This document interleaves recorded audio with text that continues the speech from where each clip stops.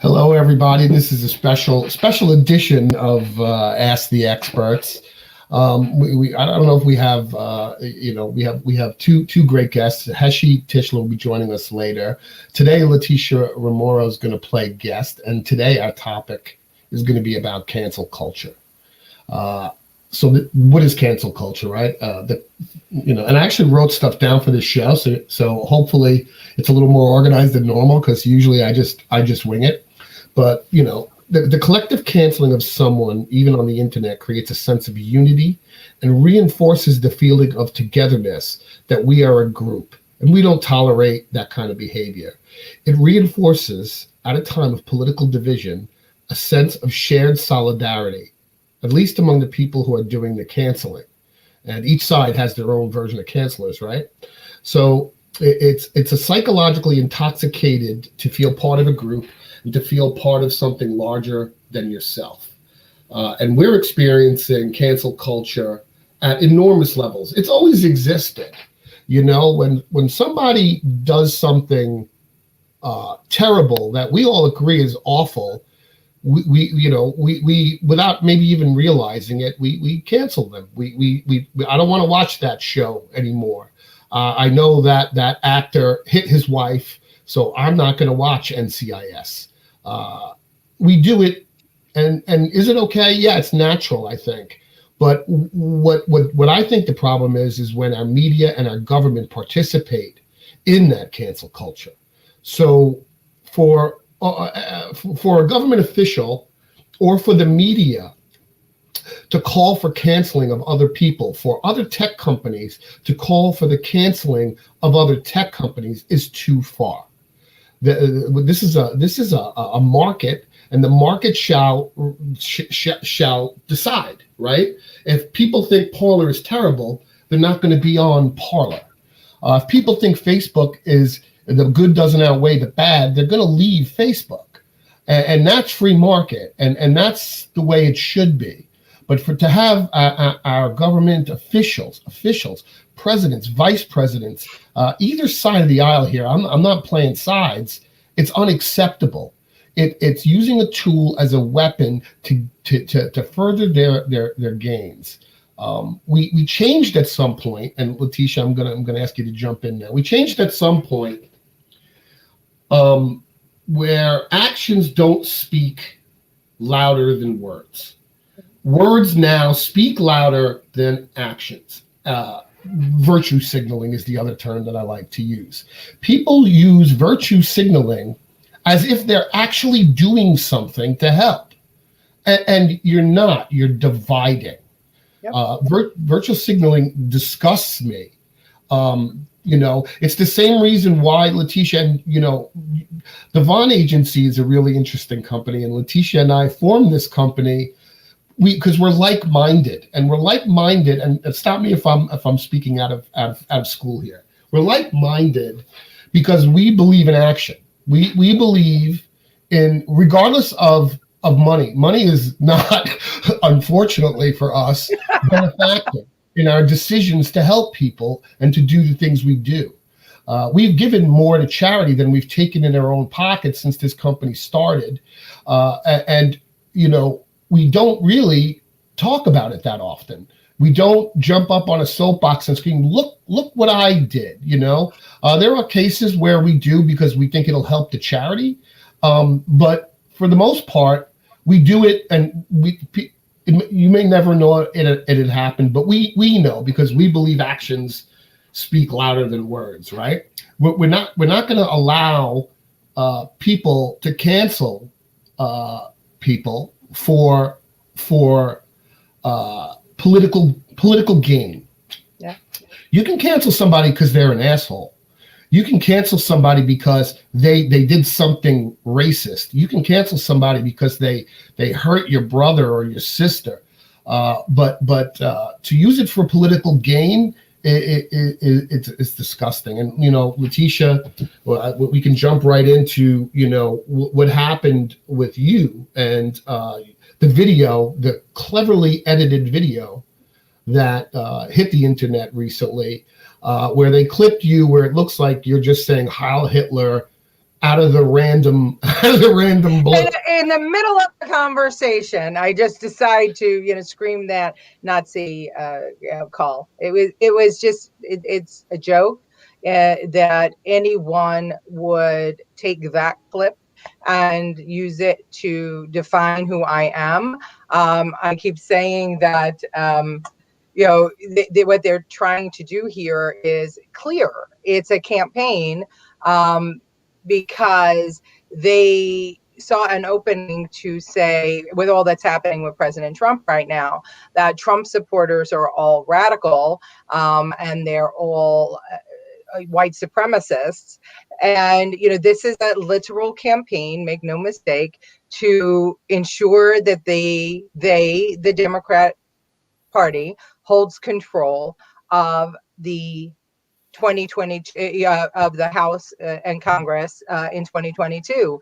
And it's a dangerous game that they're playing. It's a dangerous campaign. And the reason it's dangerous is because they are literally getting rid of people who have a history of supporting the things that they say that they stand for. And when I say they, I mean, I hate to put people in boxes. I look at it as the globalists versus the patriots. There are people in this world that do not think that the United States of America should have the power that it has.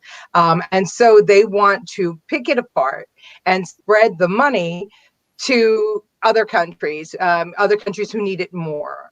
They have an idea of Americans as, especially conservative Americans, as being radical white supremacists, only want this nation to be white, want to keep everyone else down, and that's just not true. But they're developing that narrative, and what they're doing when they do that is they're taking somebody like me, who they have no idea what my background is, right? They have no idea that my father at 4 years old was lined up in the San Antonio Square to be shot by the Nazis, because in Italy at the time, if a German soldier was killed, they would kill 2 Italians. And we have to understand that Hitler's terrible reign extended beyond, extended to other countries. And there were a lot of people who were killed. And that's just true. My grandson is the great grandson of 2 Holocaust survivors whose families were died in the concentration camps. And when they came to America, they met and they had a family. So I understand very well the Jewish religion, and I even studied it because my life is intertwined with the Jewish religion. And so I've always been a fighter and a supporter for the Jewish people. My comment that was cleverly edited, it was wrong because I was comparing what was happening that night while a man's business was being taken from him without due process to the actions of the fascist dictator in Germany. I did not yell in the middle of it that, everybody should, become a Nazi or praise Hitler. I compared him with that fascist dictator. And that was wrong. And I want everybody on this show to know it was wrong. And I want to let them know why I apologize. I apologized because it's never okay to compare anything to the Holocaust, because that was something we never, ever want to happen again. It was horrific. There are no words to describe the way we should condemn it, and we shouldn't bring it up. So anytime anybody has the desire to make that comparison, we should not. We should choose our words wisely. But I will add this, if I could jump in and interrupt you for a second. I challenge anybody out there that hasn't once in their lifetime used that comparison. And maybe they didn't say it out loud, but when you stop and you're in a position where you think this is the single worst thing, whatever the situation is, I'm not even picking a situation. This is the single worst thing that's ever happened. What is the instant comparison is the single worst human that ever walked on the earth. It just jumps to your mind, and you hope never to repeat those things. So people that are out there who are calling it a racist remark, it's insensitive, certainly, to the Jewish people, but it is not racist. It's not calling for the death of anyone. It is simply saying, please don't head down the path that this horrible person headed down. Go ahead. They're calling it anti-Semitic, and that's the thing. And I've spoken with many Jewish leaders, and the one thing I said was, I have been someone who has always fought anti-Semitism. I've been someone that has fought racism. I have been someone who has fought against people who do not approve of gay marriage.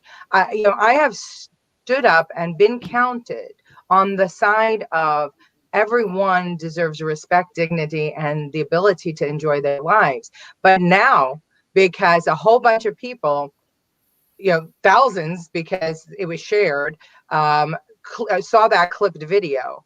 If I go out and I say, or I speak out against any kind of bias, the first thing that I receive is, you're only doing that because, quote unquote, you got caught on video. And I want everybody to understand too, I didn't get caught. I was doing a Facebook Live. So that was what I drew on at that moment. And that video lived on my page for 30 days. And we had discussions about, whether it should be taken down on that thread. And I said, I'm not going to run from something I said. I will apologize to those that I've offended because it was inartful. And, as I did, apologize for, likening anything to the horrors of the Holocaust. But, I'm not going to pretend I didn't do it. I'm not going to lie, because if I start my campaign for borough president based on lies, I'm no better than lots of other politicians that are out there. And that's not what my campaign is about. My campaign is about the people and bringing the people into government. It's a government that serves the people, not the other way around.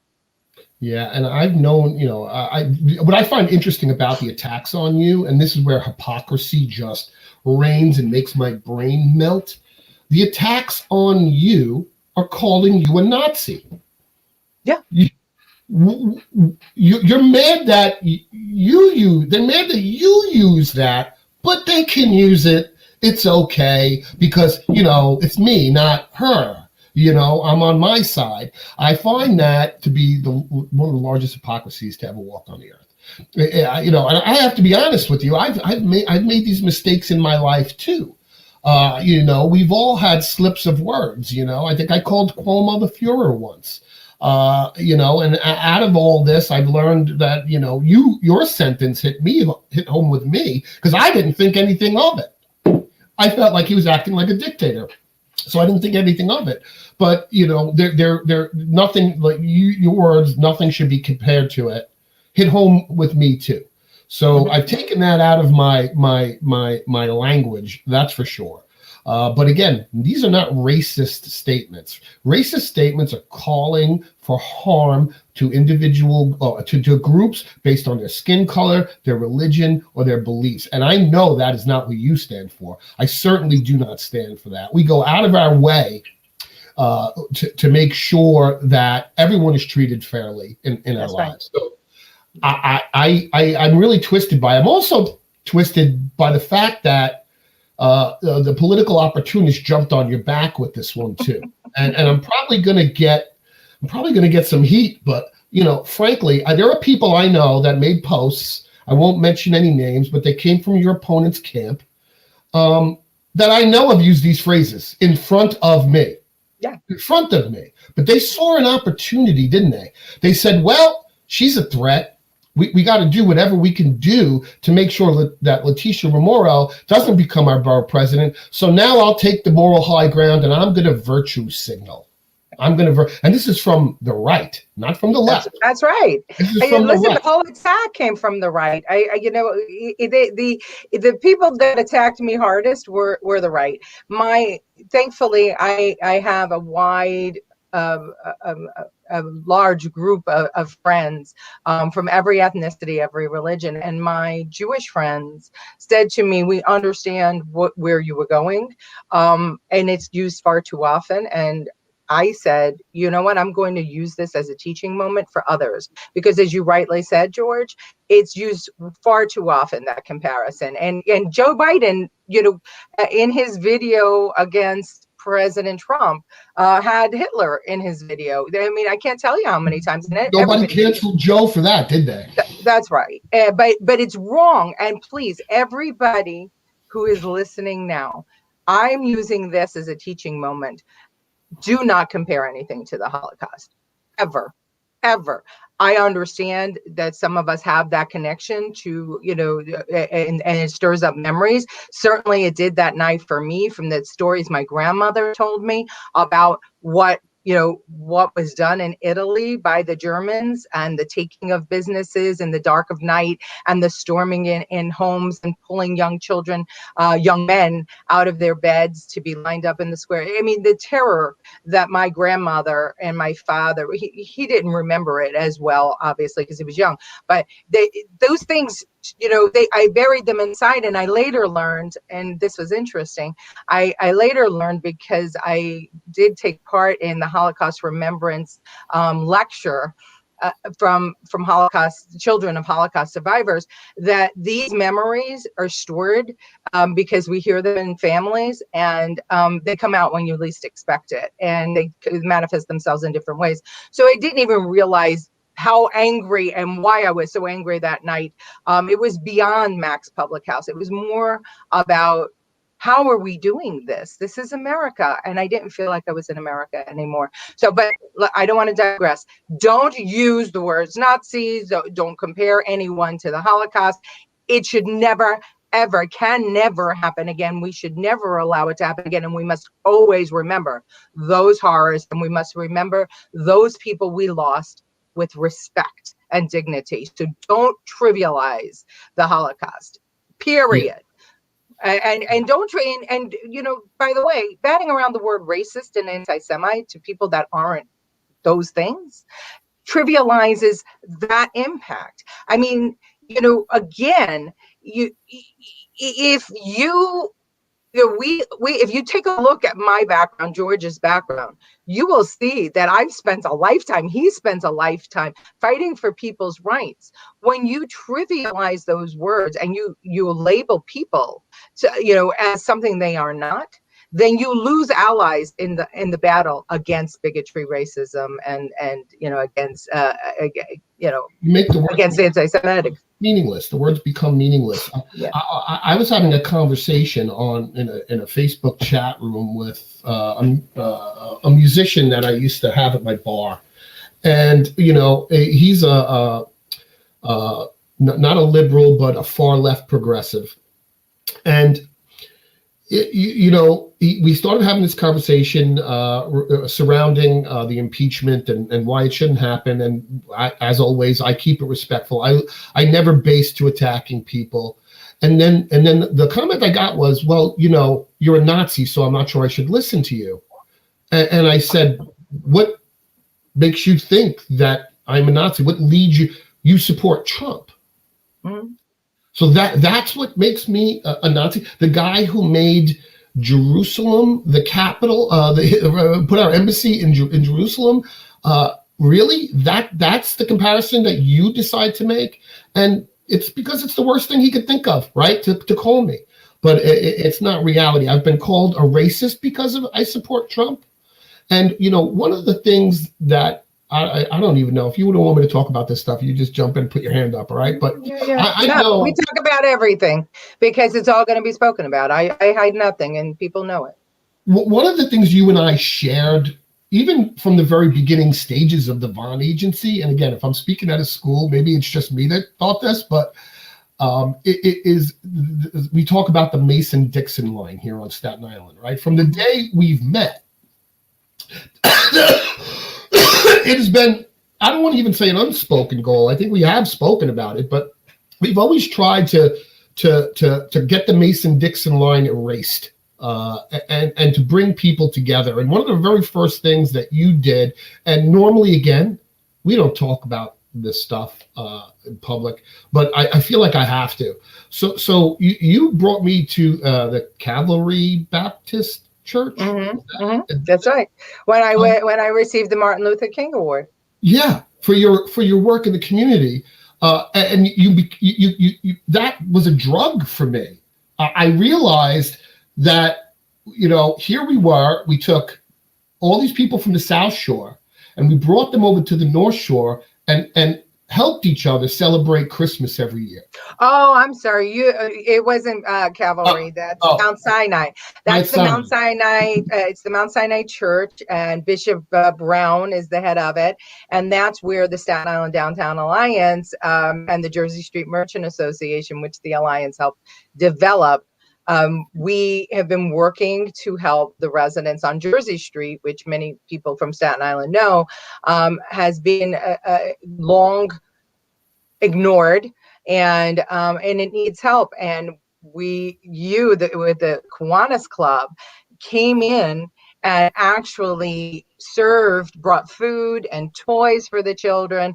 And we do it every year at Christmas or the holidays. And your Kiwanis Club, who are basically a lot of South Shore people, obviously none of them live on Jersey Street. Kiwanis is broken up by kind of where you live. So right. Yeah. And you and all of you had an opportunity to meet the people of Jersey Street and interact with the young children. And I'll stop it there. Yeah. So go ahead. This is over years. This happened. I don't know when the first one we did, was it 4 years ago or 4 years ago? Yeah. 4 years ago. I came to my and again, not mentioning any names, I came to my Kiwanis and I said, hey, listen, there's a church on Jersey Street that needs help. And I felt the tension. I'm not going to lie. I felt okay. There's a North Shore Kiwanis. So I think 2 or 3 people came. 2 or 3 people came the first year. 4 people, maybe more. Don't quote me. I have a terrible memory. Few people came the first year.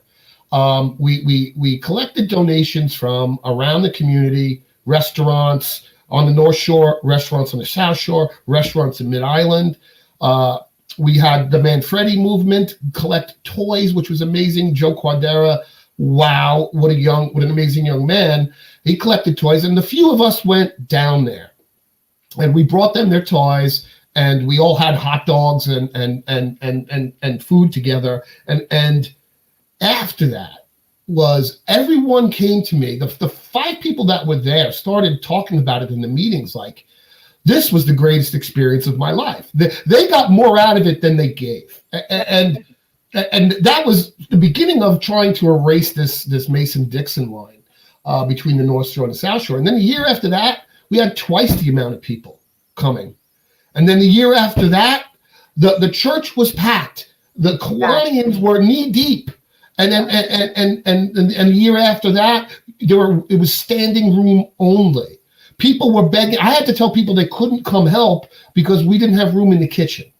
Right, because that event, it draws so many people from the community, so many young families whose parents are working 2 and 3 jobs, just to put food on the table.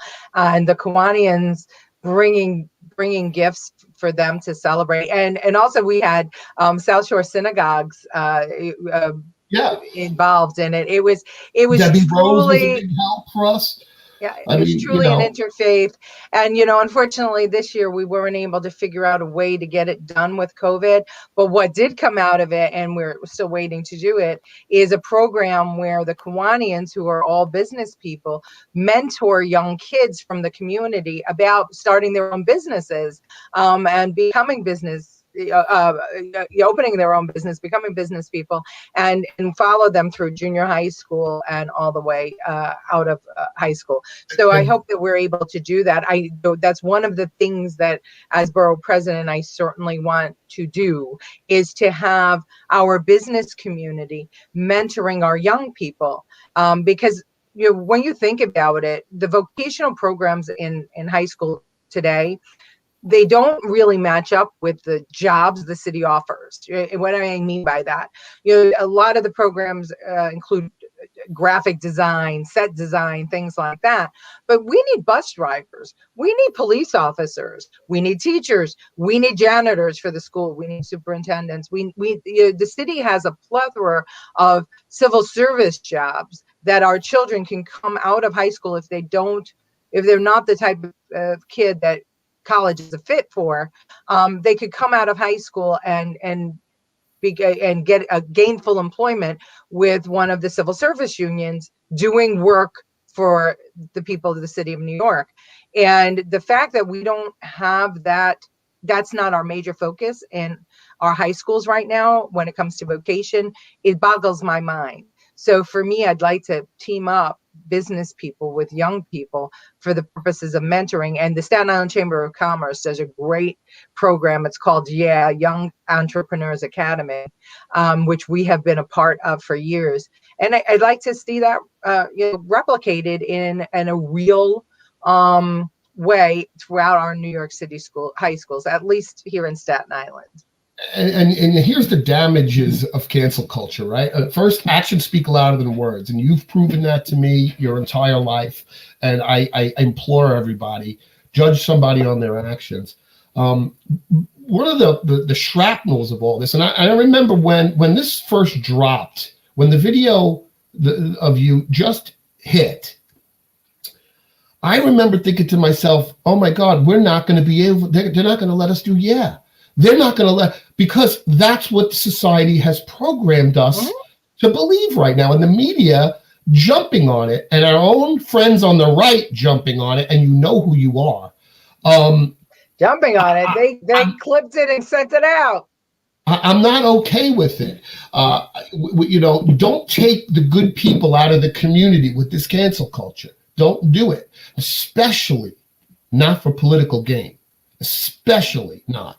One of the things you also said to me was you promised you would never attack your opponent. Yep, I did. When you started this race. And I maintain that. I will not. Yeah.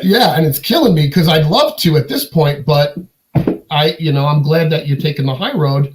I wish I didn't have to at this point, but I know it's the right thing to do. Sam Prizo says we don't have any friends on the right. I don't agree with that, Sam. That is untrue. Listen, here's what, and I interviewed with the Republican Party, of which I was the county chair of. Probably I presided on the largest county committee, in the history of Staten Island with almost 900 members during the time that I presided. And I presided over the most wins of anybody with the mayor, with the president, and we picked up an assembly seat that Mike Tannousis now is in, but that became Nicole's assembly seat. Before that, it was Matt Moronis's assembly seat, and it had been long held by the Democrats. And we nearly picked up a lot of a North Shore Assembly seat and North Shore City Council. We came within points, of winning those seats during the time I was chair. And I was fortunate because I had Governor Pataki as our governor, and I will go to my death saying that he was the best governor New York has ever had. And we had George Bush as president. I will not say the same about George W. Bush because I don't like what he has done since he has left office. And even when he was in office, I blame a lot of the divide between the Democrats and the Republicans on George Bush, and started there, I think, and the virtue signaling he started with bringing the church and the religious right into the Republican Party. I have my own problems with Bush at the time. He was our Republican nominee, and I was glad that we helped to elect him. But and speaking of that, just quickly, in that race in 2000, that the deciding factor was Florida, and the governor of Florida was Jeb Bush, President Bush's brother, and the Secretary of State was a Republican as well, and she was in charge of voting. And we had a whole display about hanging chads and recounting the votes. And when it was over and the state's electors were to be certified. Nancy Pelosi said she would not certify the election because of what happened in Florida. And ultimately, a quote unquote investigation was done into the election, and election rules were changed because of it. And so, just for anybody who thinks that this never happened before, it's happened. It also happened. Every election since 1986 has not been fully certified, has been questioned. There's three people: Pelosi, John Lewis, and I forgot the third one, have refused to certify in every election since 86. So again, salute to hypocrisy on the left. Your reason is better than my reason, so you're wrong. Has to stop. Enough. You get to question it, and so do we. That doesn't mean we're trying to overthrow the government. Stop it. It's ridiculous. We're trying to, like Letitia said, out of that came law changes. That's what we're trying to accomplish, is making sure the election process is tight and all right. That's it. No one's trying to overthrow a government. There may be a few QAnon psychopaths out there that are, but certainly not the other 73.6 million people who don't believe that. So I just can't stand the hypocrisy. I want to say hello to everybody joining us. Gina Conroy says she wants a sign. Campaign smear, and you got this. Gina, we will get you a sign. Don't you worry. Gina, please go on my website, Remaro for SIBP, and just sign up there for a request for a lawn sign, and then we'll put you on the list. That's the best way to do it. For anybody that wants a lawn sign, www.remaroforsibp.com. Yeah, and while you're there, you can also commit to vote for me. And if you're not a Republican but want to vote for me, you have until February 14th to change your party registration. The quickest way to do that is at the DMV website. You should just go Google DMV voter registration, and it'll take you right there. You can make the change right online, but it must be in 4 days. So if you're going to do it now. You don't have to only vote Republican. If you are a registered Republican, you can vote any way you like. But primaries, we have a Republican primary on June 22nd. So if you want to vote for me in the primary, which is, I think, the most important election that we have right now, please change your registration to Republican, and then you'll be ready to go for June 22nd. And Gina, I'm heading over to an event tonight. If you want to come with me, call me. You have my number, 7 o'clock, to meet Letitia. 6 o'clock. It's 6 o'clock. Oh, 6 o'clock. 6 o'clock. Don't lie to me. I'm going to have a tough day. I'm going to be late. Santa, your aunt, has joined us as usual, and Mom. I need to get you on the show. I want to interview your mom without you on, Letitia. I want to learn about what Letitia was like as a little girl. Thanks for tuning in. That'll be fine. I just want to, Santa, my Uncle Augie has been diagnosed with cancer. So if everyone could pray for him, I appreciate it. Yeah, that'd be great. Send that prayers his way for sure. Sam, who's running for city council in Mid-Island for Steve Mattio's old seat. Sam Prizzolo is with us. Good to see you, Sam. We have Colleen McKenna Masoni, who asked this question. And there's a question by Michael Tobin I'm going to loop back around to. She asked this question: does deleting people's comments count as cancel culture? And Colleen, I know why you're asking this question, by the way. Just so you know, I manage Letitia's social media page. So if I deleted your comment off of that page, it was either an accident or it was because you posted something that referred to Nazi or Hitler, because we don't want to propagate this any longer. So just, if you want to repost it, go ahead. Maybe it was an accident. If it's something bad, I'm going to take it down. But I appreciate you being here, Colleen. And it's not, we're not trying to silence opposing views. What we don't want is name calling. We don't want people to just go on and go, you're a Nazi. You have something to say. I apologized because it is never okay to compare anything to the Holocaust. If you're coming on my page comparing anything to the Holocaust or the people who imposed the Holocaust, then you are in trouble for what you're angry at me with. But So you're no better than what you're angry with me about. The difference is I apologized. And it is, anyone who understands the Jewish religion understands it's a mitzvah to accept an apology that is sincere. This was a sincere apology. If you don't want to accept my apology, you don't have to. But you cannot. Listen, let me add something. If your account looks like a troll account, what's a troll account? A troll account's when you have a picture where I can't see your face, you have no other photos, no friends. I'm getting rid of you. We're not going to allow trolls. And I do it for all my clients. No trolling. If you want to say something, say it as who you are. And I'm not saying this is the case with you, Colleen. I don't really know. I don't remember. But if I look at your page and it looks fake, you're gone. So come back as yourself and say what you got to say. There are a whole bunch of warriors out there that, that exist to shame people or embarrass people. Well, you're not going to shame. I want everybody to understand. I'm running this race. I am going to win this race. And if you think that coming on my Facebook page or my Twitter and yelling at me is going to stop me from running, you've got the wrong woman. I know who I am. I have a history that is far greater than one edited clip that you have all put out. I will not stop fighting for what is right, not only for Staten Island, but in the world. And part of that is to destroy bigotry and racism and anti-Semitism. And I will not be silenced by anyone. And you can clip all you want and pull everything together and make it look like I'm something that I'm not.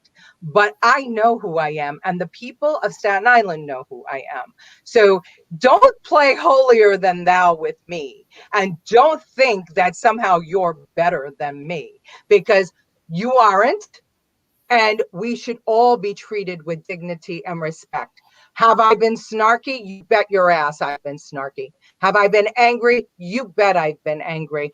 There is this government that we are witnessing today is a government that thinks that it's smarter than the people. And I will not tolerate it. People, hardworking people of all of the country have a right to their opinion. You don't have to agree with it, but they have a right to express it. And guess what? Maxine Waters has a right to her opinion. AOC has a right to her opinion. Ilhan Omar has a right to her opinion. And so does Marjorie Taylor Greene have a right to her opinion. Alex Jones gets a voice even though he's an idiot. That's the way America is designed.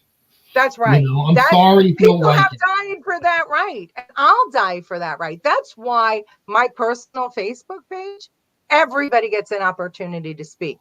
Now, that's how I am.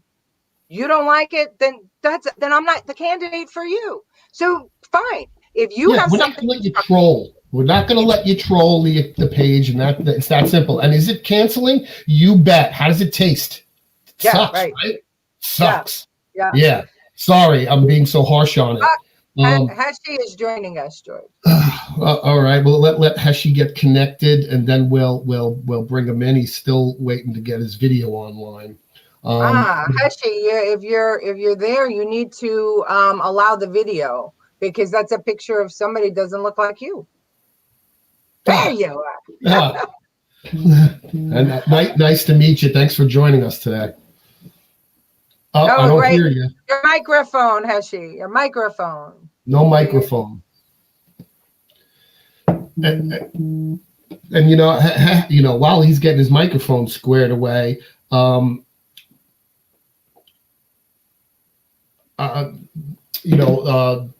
essentially, you both had an issue where you misspoke. So I'm really, interested to hear Heshi's point of view on this. Out of anger comes comments that don't define us. So I can't wait to hear his response. Get that microphone working. There we go. You hear me? Thank you for joining us today. Thank you, Letitia. Thank you, George. I'm sorry I'm late, but Letitia wanted me to wear a suit and tie, and I don't do that. So I did it for her. I'm glad she doesn't have that rule for me. Oh, you're lucky. Only from the waist up. Do you know they're making Dickies now that go over your shoulders so that you look like you're in a suit, but and you can go on Zoom meetings? That's one of the positives that came out of COVID. Linda paid $235 for this suit. She's gonna kill me if I don't wear it. That's my wife. You look fantastic, and God bless you. Delicious. I love you. You're lying, but that's okay. Heshi, how should I refer to you? Are you an activist? Would you call yourself an activist? No. I am a helper of people. My job is when I was a contractor builder. You guys all want to say I'm a politician. Yeah, you want to make me an activist? You can say that. I'm an advocate. I'm an advocate for the people. And I've been doing it for 30-something years. I go to the hospital. I fight, this week, I'm embarrassed to tell you, this week, Linda and me retired as of December 31st. That was the deal. We were supposed to. Again, this craziness threw us into a new world. And we took in 21 kids into our home. Muslim kid, black kid, Jewish kids, a Spanish kid. My favorite was the Muslim girl because she's a lawyer today and she calls me Saint T, and she says she's going to try to keep me out of jail. So far, she hasn't done a good job. But we just took in 2 more, 25-year-old boy who appreciates sleeping on a cot, who we took out of a laundromat. And these are the things that we've done in our community. And this is what I am. I see children on the street. I see women who have postpartum depression. Me and Letitia, I was crying to Letitia yesterday, and I was saying to her, I'm depressed, and I have nobody to cry to. Letitia actually took the phone call, and she spent an hour with me. I know I owe you $145, right? But I was upset because people were sitting with me in these council members, having meetings with me and telling me, you're never going to accomplish what you want. You're never going to get what you want. Don't think you're going to make the changes. I said, Letitia, I can't do this. I win always. I try, but I want to do it on a bigger scale. I want more kids off the street. I want to deal with the homeless issue. I want to deal with common sense issues. Again, enough is enough. And I'm tired of fighting one at a time, and I thought I could do it on a bigger scale. What, you want to just throw me billions of dollars? That's the job of city council? No. The job of city council is to be worried about my neighbors. I've worked 31 years in my community. I've lived here for 57 years. I'm not going to Jersey. I love Staten Island, but I'm not going to you. Okay, this is my town, and I'm the whole city. Don't worry about it. When you become board president, I'll be knocking on your door every day. Come and visit. And more than a visit. I'll be asking for. I'm going to want lunch. I'm a pretty big guy. George, don't make fun of me, George. Okay, I saw that. Never, I heard what you said behind the line. He's fat. It's okay. I am the last one that's going to call anyone fat. I promise you that. I heard a great line from a movie many years ago, and I tell people, I'm a fan of man. I love my fellow man. I have issues. I complain a lot because I think I can fix it. And most of the time in my business, whatever I'm doing, I fight and I see the light at the end of the tunnel and I go slowly. I'm scared, like I was telling Letitia, I don't know where the end of the light is. There's no light at the end of this tunnel. It's just problem after problem, and they're going to hold me back. They're telling me they're going to hold me back. They're telling me I better make deals, and if you don't like it, we're going to bribe another or throw money at another councilman, and you're never going to get your bill. I'm not interested in the bills or the legislation. Of course, we're going to make laws. Like Letitia told me, we're going to pick my issues. But I want to make this city a better city. He's ripped our city apart. I have to walk down the street and people hate each other. People actually hate each other. Whether you're a different religion, a different race, anything that comes out of your mouth, people jump. I'm not scared what I say. I don't care. People, one of the council members say, Heshi, go on your Twitter, Letitia, and delete everything from the past. Nothing. I'm never going to delete. I'm not scared of what I said. I've said a lot of bad things and good things. You know what? There's a Yeshiva World News website. I don't know if you know it. They have $100 bounty on my head. If you can catch me doing something bad or wrong or saying wrong, you get $100. Sometimes they entice me at pizza night. I have pizza night Saturday nights. I go out to different pizza shops. They catch me on the street. Most people are pretty nice to me. They can't catch me cheating on my wife for 31 years. They can't catch me doing drugs. They can't catch me stealing. So they get me flipping because I am not scared to say what I have to say. I believe in my people. I believe in my city. And there's so many things that need to be fixed. I know, Letitia, you told me I can't fix it all. But you know what it is when you're sitting in a hospital and you can't visit your daughter or son because your stupid governor said we can't go in there because I don't want you to sue them. They're gonna pay. Those people are going to be responsible for killing our people. There are people sitting in dirty diapers and underwear. I go into the hospital. I got a letter from my man, and he's threatening me now that if I ever videotape again or say anything, in 30 years I've been going there. I can't let somebody sitting in an emergency room not having water for 2 days or being taken care of. I can't have somebody from a nursing home tell me, we're understaffed. Why are you understaffed after all this time with all this city money given to you? I know you want to make extra money. I want you to make money. I want landlords to make money. I fight for the landlords. I am a person that cares about quality of life of tenants. I work against the DOB. I work for the DOB. I work as an HBD receiver. I want things to be fair. I want you to use common sense. Sometimes we're just so jealous. Like de Blasio, he wants to take everything away from everybody. No, I want people to strive to be better, to strive to win. That's why when I get to city council, I think I might make a difference. So what am I, George? I don't know. Maybe an idiot. I know I call other people idiots, and sometimes my wife calls me an idiot. That's where I have to buy the flowers, and I hate buying flowers. It's stupid, Letitia. It's stupid. It's a waste of money. I could buy a nice pair of shoes. I could buy shoes. It's payola. It's payola. I don't know, you people in Staten Island, you don't know better. Us Brooklyn people are happy with some, something I picked from the ground here, Linda, No, Linda deserves more than flowers. And I know you give her that because No, she hasn't left me. She actually tells me I love you, which is dumb, Belle. I don't even know why, but she called me handsome the other day. I know she needs glasses, but it doesn't make a difference. I eat her food. She better love me. 21 foster children throughout your marriage. And 3 kids, and 3 of our own, 105 nephews and nieces that come through us. Think about that. Think about that. Now, this is, George, this is it. See, this is what we don't know about Heshi, right? We saw the videos and comments and cancel Heshi. And did anybody out there know that Heshi has opened his door to 21 children from all different backgrounds and made a difference in their lives, so that those children are now going out in the world with a positive feeling about themselves? I was called Grandpa, Letitia, before you guys, because I married them off. It's not the 21 kids I'm proud of, because I'm proud of them. They don't even call me because they think I'm nuts. They call Linda, which I'm upset about because it was my money. Linda, how you doing? Yeah, we don't care about the fat guy. I'm very upset because I used to let them hit home runs off me in baseball when I could have beat them. I used to throw the ball, spin on it, and they cheated. I don't know. But, I'm proud of them building families. But I'm sad also because I've seen children. I have 104 suicides last year. Already we're up to 11 this year. Children, 20-year-olds to me are babies. Mothers who can't take it. We don't care about stuff like that. I fight for the people. I fight for our children. You all think that the parks was a big thing. The parks was one of my littlest things I've done. I'm proud of it. Don't get me wrong. Opening 19 parks, cutting the lots in Black communities, Spanish communities, Jewish communities. I did it for my kids, my grandchildren. But I believe that we have to work together.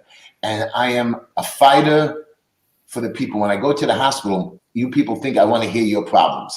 I want you to hear my problems. When I go to jail every couple of weeks, I tell them about my foot, my son, arguing with them. I want them to be out of their world. My radio show is an hour of you to forget some of your issues and know that I'm here to fight for you.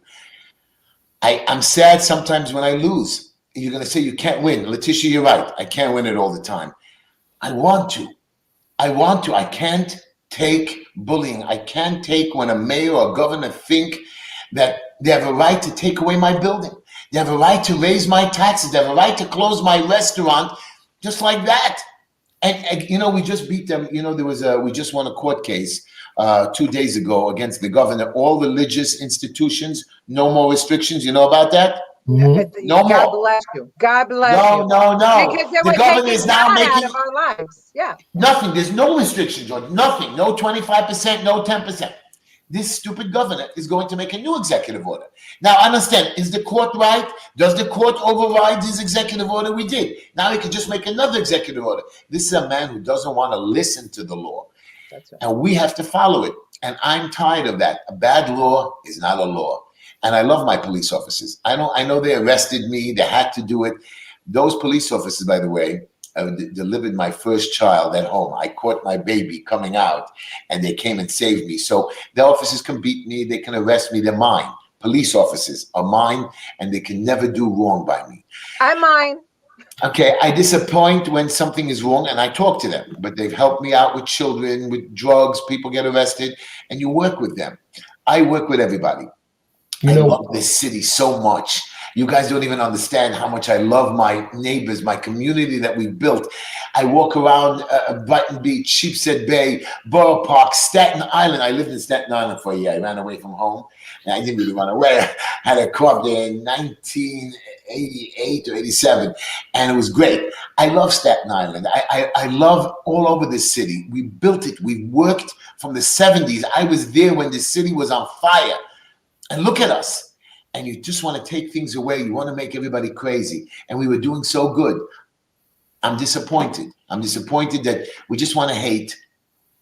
And I'm sorry, I didn't hear your question, but you wanted me to answer. I just talk and talk. You got to shut me up from time to time. Linda knows how to do it. A piece of cake in front of me, and I'm quiet. Yeah, I'm new at this hosting thing, so be kind to me here. What this episode is really about cancel culture, right? We're all disturbed by the directions that it's heading, and you and Letitia have both been caught up in this cancel culture loop for what I'll call moments of passion, right? We all have these moments of passion, and you're familiar with what happened with Letitia, I assume, recently, yeah? I really, do I have to make fun of you guys? Really, as a religious Orthodox Jew, I don't even know what you guys, really, I have no idea what you're talking about. My father was a Holocaust survivor, by the way, with the numbers on the hand, with the numbers, okay? Lost 10 of the 12, two sisters lived. My mother lost 2. I call people names worse than Letitia will ever even imagine. We're allowed to, we in the religious community, we laughed. We didn't even believe it. You had one, I can't say the name, one guy that went after you, and all you leftists, wackos who brought something up, because every word we say is questionable. We are human beings. We're allowed to say what we want. We're allowed to make mistakes, and we're allowed to say bad words. I call people idiot. I call people worse. You really want to know, Cracamo and de Blasio, I have worse names for them. And people say, you can't call people idiot. You can't call people stupid. You can't make people fun of them. You can say anything you want. This is America. I forgot to explain that part to you. And if I want to compare you to Mussolini or to any animal that I think that you mistreated my fellow man, and you did, what they did to that poor boy at Max, I'm in shock. I can't believe that I was standing in Staten Island and you people didn't break their necks. I mean, how could you? I was in the store before he was arrested. Beautiful little store. Everybody was nice, quiet. They just went to find somebody to torture. Letitia, you are delicious. You're a wonderful, holy lady. I'm upset with you. Do you want to know why? Yes. Because when we get to heaven, you're going to screw me. You're going to take up all the space, and you're not going to let the fat man in. And it's not fair, George. I am going to squeeze in. I'm going to push my way in. Got to give me a spot. Yeah, I like to say I'm big, but I'm nimble. I'll get in there. Letitia has served 40 years plus in this community, serving, advocating, volunteering. I'm really jealous of you because I want to do what you do and I can't. I have my own little stupidities that I do, and you're beautiful. The words that come in your mouth are golden. Your daughter is wonderful. Guys like me from the street, we're the guys that you should be screaming at, and I'm not embarrassed. I'm not scared. They can say whatever. I know you're wonderful. You're a mother. You're eloquent. I'm not going to give you the fancy words who you are. You're articulate. You're not one of us in a sense that you want to be. You are better than us. Not I'm talking better in a way, but you are a leader. You are a person that I'm so proud of, who has shown guys like me how to be better. I'm proud of you, and I'm not building you up. I'm actually jealous that you're so good that I want to do what you do. And I'm so happy that you even allow it to talk to me, that you're going to guide me.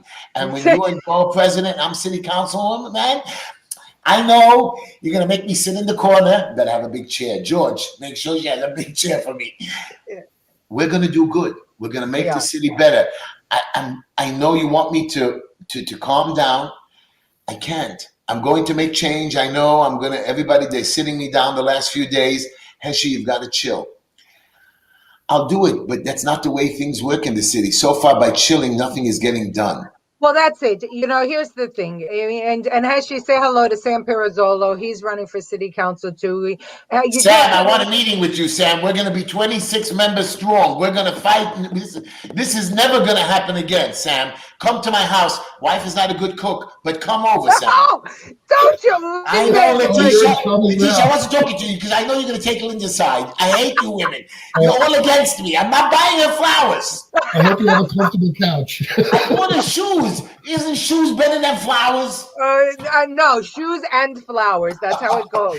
You know the drill. You know the drill. But truthfully, people said to me after all this has happened, they said, oh, maybe you should be less angry, more ladylike, and maybe speak softer. And my answer to that is the governor and the mayor do not react to letters or soft-spoken people to get the attention of people like this. Think about it now. The governor has the right to, rule still without the legislature. So everything he and the mayor have done has been totally unilateral moves without any benefit of discourse in the body of the city council or the body of the state legislature. There is no feedback about if you do this rule, if you create this rule, this is how it's going to affect my constituencies, which are vastly different in New York State. I mean, from county to county, just from Staten Island to Brooklyn,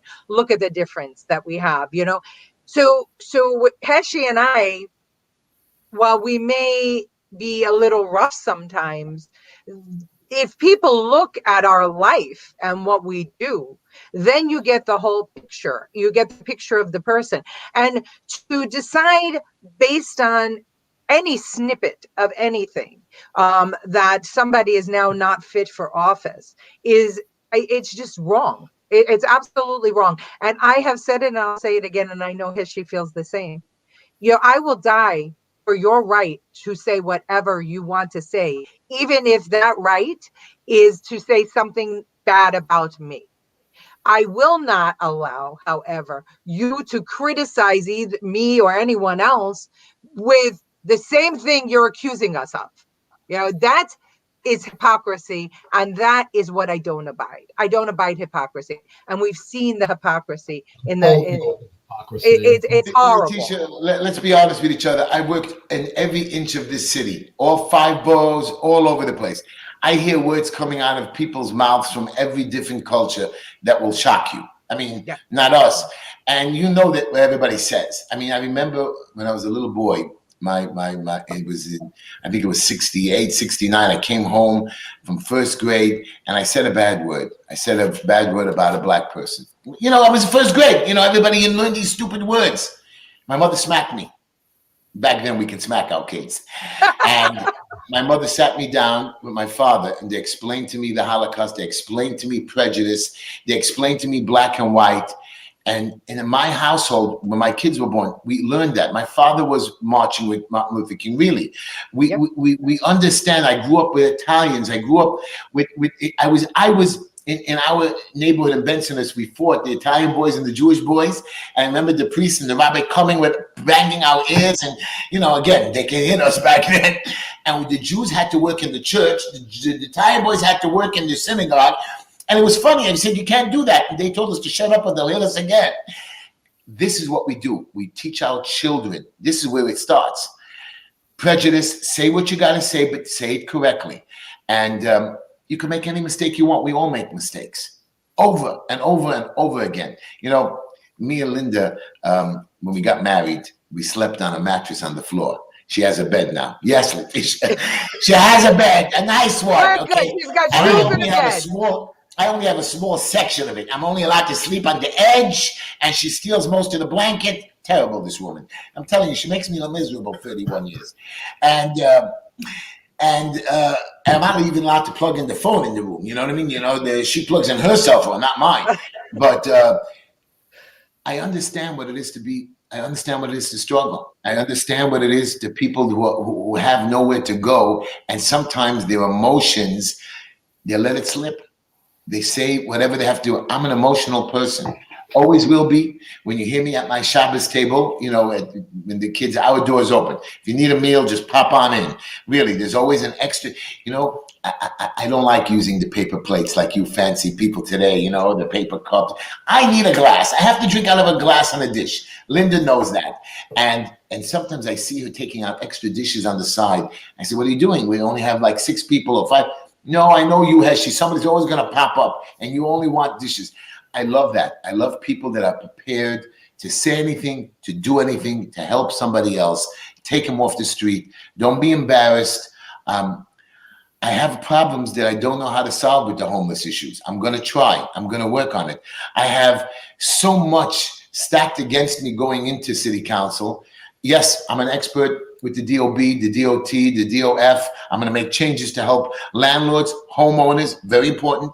I'm also an HVD receiver, so I'm going to help tenants with their quality of life to work with landlords and tenants. No, I don't agree with this moratorium of rent. You have to get a job. You have to go out and work. And if you can't, I help people get funding from the government. So there's no excuses to make people suffer. Don't try to take away when somebody has done well. Yeah. And I'm going to make sure that people are successful. I have so many young boys today who are expediters better than me, really, who I've trained. Builders, when I was a builder, who are building massive, sites and making money. And they come to me to expedite and they say, oh, Hershey, don't feel embarrassed. I said, well, embarrassed. I'm proud of you. I'm proud of you. I have what I want. I want you to be rich. I want you to have children. I want you to be successful. I don't care who. I had a young black boy came in. He's like 41 years old. And my secretary saw him and he says, I want to talk to my father, Hershey. He says, what are you talking about? He says, I live in Hershey's house for many years. His kids love me. And I said, and I was screaming at him. I said, what? We don't look alike? Is that your problem? I'm proud of him that he's better than me. He builds better than me as a family, which I introduced him to the girl. I approve all the girls, even though they're all nuts. But I prove them. I know. George, help me, George. You're letting me get in trouble, George. I want to loop back to Michael Tobin and ask the question that I Go ahead, I'm joking. Go ahead. I'm going to bring it up on screen. And he asks, is cancel culture impacting spaces bigger than individuals, like faith communities, like Staten Island, this is a great question, like political parties other than Dems, right? Because we all assume it's just the Dems. I leave that up to you two. What do you think? Do you think this has become past the individual? You tell me that. Go ahead. I'll jump in. Here's the thing. Years ago, there was a practice that if a single woman was in a room with a man that was not her betrothed or without a chaperone, then her reputation would be ruined and her family's reputation would be ruined. Right. That was the practice back then. Years ago, there was a situation where, in America, anywhere, that if a white person invited a black person to the dinner table, that the reputation would be ruined. And as a matter of fact, it happened with Theodore Roosevelt. He had a African American advisor, and he brought that man to dinner in the White House, and he received such terrible backlash that the servants didn't even want to serve the gentleman. And he received such backlash that the man was never able to be invited back again. So the cancel culture has been going on throughout history, Yeah. with different good. ethnicities and different, religions. Somebody told me recently, a mutual friend of ours told me recently that about about in the early 1900s or 1800s, the the New York Zoo had an African pygmy, a person on display, a person on display. Think about that. Think about how far we've come in 100 years. So you have to recognize that the cancel culture and the prejudice and the dehumanizing of people, certain people from certain groups that went on 100 years ago, should not have a place today in our society. And what's happening with cancel culture is we're reaching back to the past, and we're doing, all these terrible things. So Michael, my opinion is that the answer is yes, it is affecting everything. Staten Island is being canceled by certain politicians who don't want our conservative voice to be a part of New York City. And I think the same has you with the Orthodox community. I mean, your community is basically conservative. And we saw that you were punished with the red zone, right? During Sukkot, when we had the press conference to stand up for you. I love you for that. I love it. They again, even I believe, like you said, 100. I remember about 15 years ago, there were these two brothers, lawyers. They went to Harvard, but they had to be salesmen because they were Jewish. And again, our prejudice was stupid, but I believe that the black people, the white people, the Asian people, we've come so far. Yeah, we have racism, we have issues, and we have a lot more to work on, but we can work together. We now have an understanding of the future. We could finally wake up. Back then, like you said, a black person, a white person in the same room was crazy. Even with the Jews. You're not religious. You can't come into my house. You can't look at my daughter. No, in my house, you can come. I ask you to respect certain rules, but you're welcome no matter who you are. By the Sukkot, by the time of the, when I was arrested, I had the protest, which the police and somebody else made. I was just there to help out. And then I was on a 40-person conference call. 40 police officers, community leaders, we're going to close your synagogues, you can't be open. I was the only one that said, not one. Not one you're going to close. I won't be religious. I'll drive around. I won't go to synagogue, but you're not closing one of mine. We won't dance on the streets, but we will be able to pray, and you're not going to stop us. And at the end, the commissioner agreed. My police officers, who are just wonderful men, cooperated with the community. They didn't get crazy as long as we didn't freak out. And one or two screamed on the street, and we had our beautiful holiday. And then, of course, right afterwards, they arrested me. Now, again, this is our community, and I love our neighborhoods, and we have to work together. We have to forget what we did in the past. Staten Island, Brooklyn, Borough Park, I don't understand you guys out there. We are a city so powerful. We are a nation that came out of nowhere. I love the way you said the 1800s. We have Jews, black people, Spanish people, Italian, from the beginning of the grade of this country. Look what we've built. 300, and you know what bothers me? You have a country like Israel that has 8 million people. They've already inoculated over 1/3 of their people. Whether you believe in the vaccine or not, I don't care. New York City, we can't even get 1 million done the first time around. We have no organization. We're just lost. Each time I complain to the mayor or the governor, look, you don't know anything about the red zone or the yellow zone. You know, he had, like you said, we were all red zone, George. You hear this? Red, red, red, red. And I said to the news conference, we had a news conference here that came in the middle of nowhere. All of a sudden, they made a news conference in the park. Everybody was able to be together, and I came screaming. I wouldn't let them have the conference. I threw them out. People said, oh, you're crazy, Heshi. I said, there's no other way to get rid of them because this guy is lying. And I went, I said to the borough president, let me do the testing under your guidance. Let me show you the right way, not with the fake tests. The assemblyman with a group of us went and we tested 2,000 of our people in our community. Twice we became yellow. Yeah. Now the other areas around me wouldn't listen. They let the city come in with their PCR fake tests and they failed again. I said, do it the right way. And he had no choice but to put us into yellow. We need to work together. We need to work with the city. But again, they do whatever they want. They're giving the inoculations to whoever they want. I'm not telling you to be vaccinated. I'm going to take the vaccine, not because I need it, because I believe that this is the only way to maybe stop this craziness. I take my flu shot every year. I take the TB shot. You have to, because I volunteer as well. I'm not scared. Sometimes I don't feel well. Now they made me take a shingle shot. I really feel old, 57. I never knew I had to do that. I don't even want to tell you what else they're making me do, Letitia. So George, help me. George, you're not helping, George. Yeah, I'm going to help now. So something really interesting was said by both of you, and it's to reach back into history. And I know we're running a little long, but if you would indulge me, I'd like to show you guys a 2-minute clip and get your opinion on this clip. Is that all right? Yeah. All right. So here we go. Hopefully you can hear it. You let me know if you can't. And last time you were on the show, you mentioned that you're not a big fan of cancel culture. Put up the volume.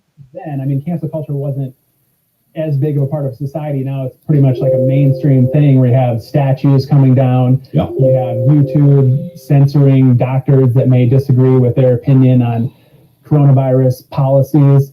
What are your thoughts right now? Are you concerned about where society is going with cancel culture and with statues coming down and where we're at right now? Look, if I thought I could cure the problems of today by pulling down the monuments of yesterday, I'd be out there with them. I'd do it. But it doesn't do that at all. We can have different conversations, I think, about different statues. I hate to say anything so general, that it would apply to everything. But I will say this. I was thinking the other day, 150 years ago, it's easy to look back through the lens of the present and conclude all kinds of things because every new generation considers themselves to be the most enlightened, the most awakened. Well, 150 years from now, there's going to be a new generation. And they're going to look back at us right now in 2020. And they're not going to look at slavery. Nobody in the country right now is pro-slavery. They're going to look at the things that divided us today. Capital punishment, the environment, eating meat, abortion, right? Big controversial issues. 150 years later, you can look back at this country and half of us are going to be on the wrong side of history. Now, I don't know what that means. I don't know how it's all going to play out, but I can see them pulling down statues of current presidents and future presidents if they were on the wrong side of the dairy debate or the wrong side of capital punishment or the wrong side of the environment or abortion. Pick your subject. We're going to be judged 150 years from now just as surely as we're judging our forefathers today. So I found that clip to be poetic. It's a dangerous slope, and I think Mike Rowe really, I think he said it better than I could have ever said it. We can't look back and judge people back in time by today's standards, and we're in danger of this going back and forth for forever, for an eternity. Instead of saying, well, yeah. These people, it put in today's context, in today's time, would be considered bad people, but not in their time. So we need to stop, focusing backwards and kind of move it forward. What do you guys think of what Mike Rowe said there? Mike Rowe's. Let me tell you, first of all, I don't like one thing about Mike Rowe about that meat thing. Never. We're gonna have meat till the day I die. I'm with you. I'm a history buff. That was one of my favorite things in school. And I am proud of American history, and world history. We've done so much good. The Revolutionary War, it's part of us. How do you take down statues? We had brother fighting against brother, South and North. I understand you want to be angry at what they did. It's over. Now we made peace. We married one another. South and North. Oh, a Northerner with a Southerner. Are you crazy? Go back to the Revolution. After it was over, we accepted. England accepted us. We accepted England. They came again, and we beat them again. But again, we are the same. Cancel culture, take away our statues. The one thing I love about my people, we love our history. We love our rabbis. They've made mistakes, but we have them on a pedestal, and we're never going to rip them apart. They write their history, their books, and when we accept them, they accept it forever. And if you notice, we have little groups of Hasidim, a different sects and we follow their teachings. These people who led the war in the South and the North, you want to rip their statues out, they fought for what they believed in. Don't get me wrong, some of them are bad. I'm not going to agree that the Germans and the Nazis were right because they fought. A lot of them fought stupidly or followed bad rules. But again, a lot of people followed their leaders. Even, you know, the Jews and the Arabs, they fought honorable. Sometimes they get crazy. I don't believe in war. I don't believe in violence. I think it's the worst thing in the world. I hate it more than anything.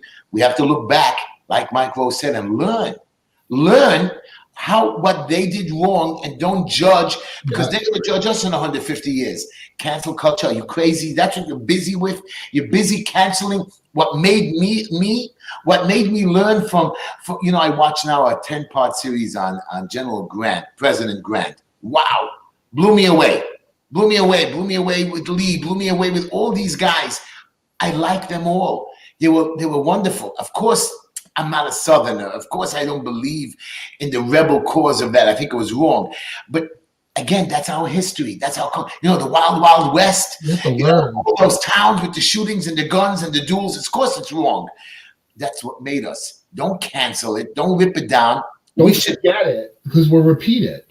Right. We are exactly. It. We are. Don't ever forget it. I know. Yeah, I don't want to repeat it now, but we are.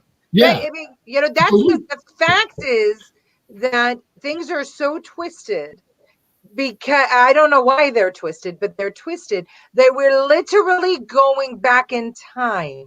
You know, we're literally putting, you know, letters on people's, you know,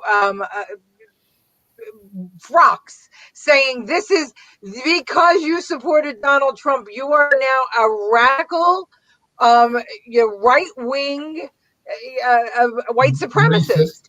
White supremacist is I hate that phrase so much. But that's what they've labeled us as. You know, here we have me and Heshi, and we're now white supremacists. Really? I mean, think about that. A lifetime of trying to erase the divides, learn from one another, respect each other's cultures. And now they want to cancel. They want to cancel the white man. They want to cancel the black man. I was talking to, you know, my dear friend who I consider a brother the other day, and he said, if you're a white married black man, and you know, they want to cancel you out. And, you know, and I said the only thing worse, you know, in the woke people's eyes is a middle-aged white married man. You're Uncle Tom, right? It's I know crazy. what you're talking about. He said it to me too. It's crazy. It's, you know, listen, we're all individuals. We're creatures that God created. Whomever you believe in as your higher power, who, you know, if you don't believe at all, you have a right to live your life and to enjoy your life. But you don't have a right to sit in judgment of somebody else's life unless you are a judge, and unless that person has been accused of a crime and brought before you. You're judging people. You're throwing us back into the dark ages and judging people by little snippets on 180 characters on Twitter, or clips on social media, or a 10-second soundbite. You are destroying society because you are causing the divide. If we need to be unified, the only way to be unified is to learn from each other. Heshi, I got one question, George, for Heshi. Heshi. All right, we'll wrap it after. Yeah, tell our viewers one thing about the Orthodox community that you think is a stereotype that they're misguided about, or that you wish our viewers could know and understand about the Orthodox Jewish community. A lot of people think, or they compare the Jews to the Amish. You know, the Amish in Pennsylvania, that were backwards. Maybe some of you think we don't even have toilet paper. I don't know. But we are a modern society. You're right. We block our phones. We have these special kosher phones for our children so they don't see pornography when they're younger. We don't teach in our schools sex education. We're not backwards. We're part of the modern world. We have the Sabbath where we shut everything down, but we know there's a modern world out there. We are not backwards. We're part of society. We have our own way of dressing. We are everybody's brother and sister, okay? Consider us Americans. Consider us brothers and sisters. Don't think of us like the mayor was telling us, oh, this community, the Jewish community, is all infected. No. We have a lot of people in this community that were not only Jews. We have Black people living here, Spanish people living here, Asian people living here, in this whole community. We take them in. We welcome. They welcome us. So you want to think that we're stereotyped, that we're some kind of people that wear a black hat and a black long coat, and our wives wear long black stockings we're not. We are businessmen, we're educators, we go to college, we're doctors, we're lawyers, we're builders, we're everyday men. We stick within our community. We don't ask for the meat. We ask for a little bit of appetizer, we ask for a little bit of dessert, and even that the mayor wants to take away from us. But on my last point, Letitia, in the Jewish community, the Black community, the white community, every community, one of my issues are the children go missing every year. Yeah. A lot of them. Yeah. And we don't pay attention. This goes back all the way to the beginning of our country, plus more. We have to be very important and vigilant of our children. We have to teach our children. A lot of the people in the Jewish community are scared to talk about sex to their kids when they're younger. Oh, why do you marry them off so young? Because we want them to create families. We don't want them running around on the streets. We don't want them, whatever. This is our way of doing things. But nobody's forcing them to get married. We introduce them. This is the way we do it. You want to get divorced, you get divorced. You want, try your best. But we think that by teaching you, instead of running around the streets, I believe in sex education, but not in the classrooms, in the parents. I taught my kids at home. I taught my kids about drugs. But how many of my children have, not mine, but people in my Jewish community have disappeared, little girls, little boys, and nobody's saying anything. With 30, 40, 50 kids, how many of them in New York disappear and nobody says a word? What you're busy with, taking down a statue? That's what you're busy with? Spend the money on saving my children. That's right. Anyways, I'm sorry I screamed, George. No. You're allowed to scream. Listen, when I did this show, I knew I was going to have trouble getting my voice through between the two of you. Letitia. I appreciate that, and I do subscribe to the notion that the squeaky wheel gets the grease. I'll always subscribe to that. That's if you believe in something, you have to fight for it. You can't just walk in and say, "I'd really like to one day earn $50,000." No, you say, "I deserve $50,000. Pay me this money," and that's how things get done. Letitia, you said that earlier. I do want to wrap the show. I'm so super grateful for Heshi. Where can people support you for your run for city council? My website is HESHYTISCHLER.com, heshitischler.com. I'm not asking for a lot. $50, $100. I know everybody's tight, especially today, what the mayor and governor have done to us. I want to win. You need money to win. I'm embarrassed to ask you for it, but I need it. I want to win big. I want no doubt when I go in with signatures. I want no doubt when I stand in the city council that I'm knocking door to door. I'm going to need quite a bit of money for March with signatures, April, May, and June. I'm going to go in there. Guys, come out for me. I know you might not be in my district. I'm here not just for the 5 boroughs, not just for the city of New York. My movement since the parks, when the whole city was shut down, people didn't leave their homes, little children standing in my driveway on the streets, and I opened it up. My movement has spread. People have fought back with the building department. People have fought back keeping their stores open. Do you know a whole city just opened up all their restaurants? This is what the movement is, but we stand up and we fight. Heshi Tischler is here to fight for you, not just for my city, which of course I want. I want to be elected. This is where I'm going to start. Really, this is all I really want. I believe that this is where I can do the best. And the movement should spread. And I believe in my country. I want the whole country. I want everybody to learn. You're all welcome to come to New York. I don't know if you want to come eat again. Linda's food is not that good. Linda's food is good. Letitia, I love you, Letitia. How much did Linda give you? I'm coming. You better come, baby. You better come. And bring the bottle of wine because you got to drink before you eat. And I want you to support me, guys. I want to be elected. I want my voice to be heard. I'm going to get into city council. There's a channel on City Council called the City Council Channel. They pick their noses, they scratch their behind. So funny, you want to choke yourself. When I get into City Council, that's going to be the #1 show, besides the board president of Staten Island. But you just watch the City Council, and I'm going to get things done. I'm going to try. I'm going to try my best. I'm going to be honorable. I'm going to work my 18 hours a day. I still work 18 hours. I'm in the hospital in the morning. I work during the day. I do my services, my show, my youth centers. So my hours are never going to change. I'm going to continue serving my city, my community, no matter what. I believe I can do more than I'm doing now. I'm never going to stop, but I believe I can do more in the city council. Please, guys, come out for me. Please let me show you. Give me a shot. I'm the guy that wants it. I want it badly enough because I believe in my fellow man. I believe in God. And most important, I believe in my country. I'm so proud to be an American, a Jewish American.